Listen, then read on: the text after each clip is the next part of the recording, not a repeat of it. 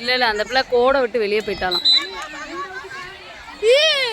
2 பேரும் அவுட் ஆயிட்டீங்க. பைத்தியம்.